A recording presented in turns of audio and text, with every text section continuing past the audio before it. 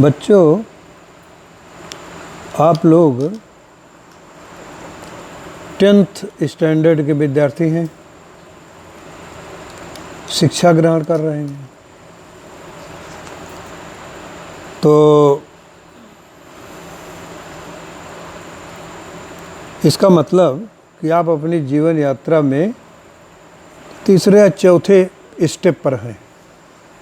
भाई, जब पैदा हुए तो माँ थी तुम्हारी गुरु, तुमको शिक्षा दी अच्छा इंसान बनने की, या तुमने सीखा परिवार में कैसे वो लोग रहते हैं, वही गुण तुम में भी आएंगे। उसके बाद आप प्राइमरी स्कूल में गए तो वहाँ भी आपको कोई शिक्षक मिले, मैडम मिली और वहाँ के अनुभव थे। प्राइमरी से फिर मिडिल में गए, वहाँ वही मतलब क्या कहते हैं दूसरे शिक्षक मिले, और अब 10th में हो, अब आपको एक और ऊंचे दर्जे के शिक्षक मिल गए। क्लास में बहुत बच्चे होते हैं।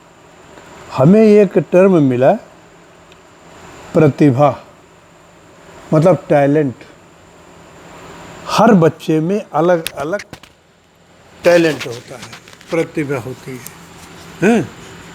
तो प्रतिभा के बारे में एक सज्जन ने लिखा था, वो मैं तुम्हें सुनाता हूँ, जरा ध्यान से सुनना।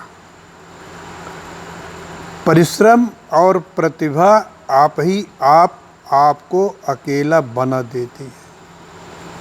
आप देखे होंगे क्लास में कोई न कोई बच्चा ऐसा भी होगा, और कोई ज़रूरी नहीं है कि वो अकेले रहता है, क्या पढ़ाया गया क्या नहीं पढ़ाया गया उसी में अपना माथा मारता रहता है। तो जो वो परिश्रमी होगा, आप देखते होंगे, तो हरदम काम में लगा रहता है, सीखने की कोशिश करता है। तो परिश्रम और प्रतिभा आपको अकेला बना देती है, उसे दूसरों का साथ करने का अवसर ही नहीं देती। किसी को दोस्त बनाए, क्या करें, ऐसा है वो, मतलब मौका ही नहीं लगता, वो अपने मस्त रहता, लेकिन होगा कोई अकेला ही है क्लास में।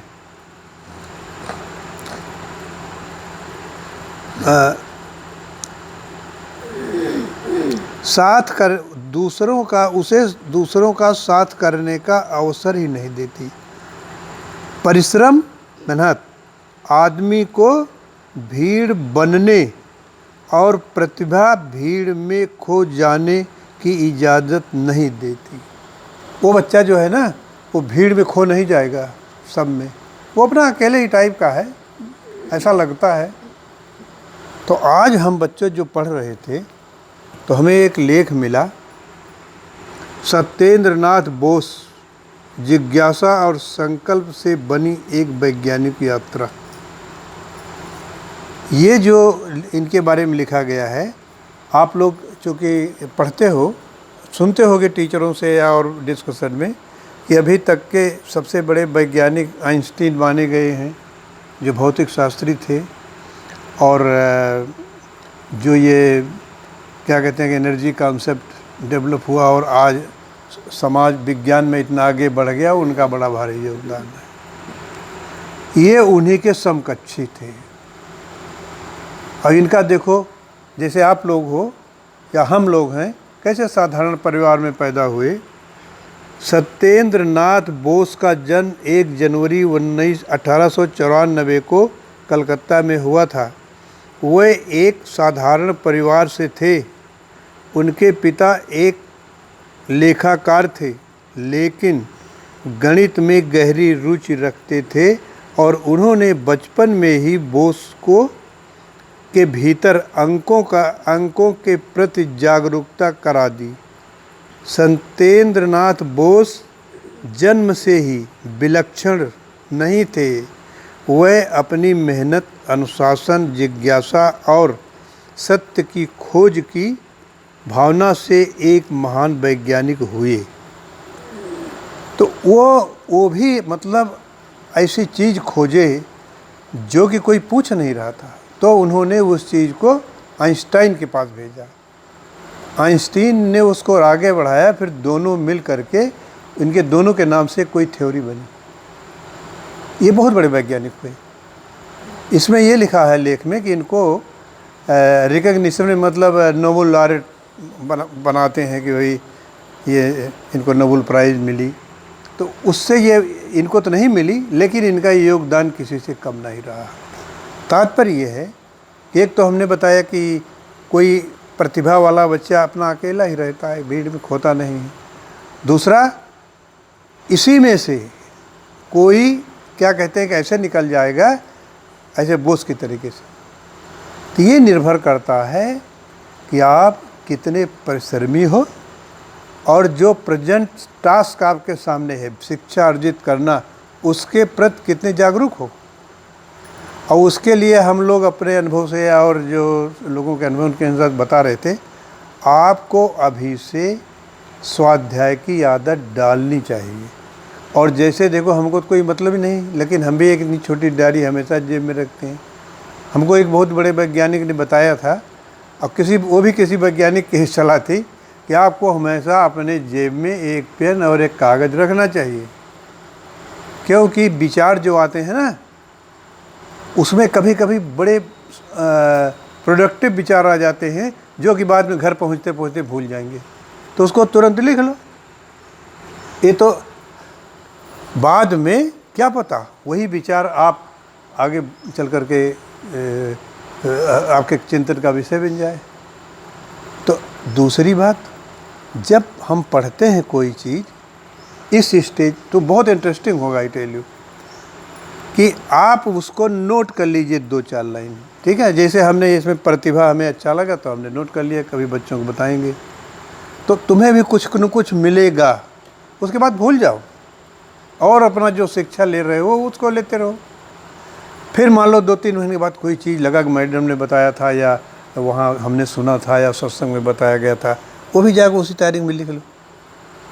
जैसे जैसे आप आगे बढ़ेंगे, ये आपकी जो आपका टैलेंट जो है, प्रतिभा है या नेचर, भगवान जो भी कह लो, आपसे जो काम लेना चाहता है उस लाइन में आप बढ़ जाएंगे। समझ गए? तो कहने का तात्पर्य, जैसे अब ये सत्संग है, हम इस सत्संग का रूप देखे हैं और पढ़े हैं। जिन्होंने इतना बड़ा सत्संग बनाया, इनकी जो हमको इसलिए अच्छे लगे कि साधना करने के लिए आपको अलग से समय की ज़रूरत नहीं है कि 1 घंटा बैठ के ध्यान करते रहो।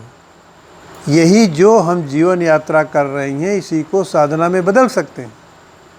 और साधना में बदलने का मतलब क्या है, वो हम लोग बहुत बार बात कर चुके। आपको अपने इष्ट की याद बनाने की साधना करनी।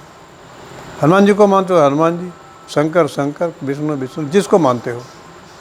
उससे क्या होगा कि आपके अंदर जो असीमित ऊर्जा है वो ब्रह्मांड की ऊर्जा से कनेक्ट हो जाएगी।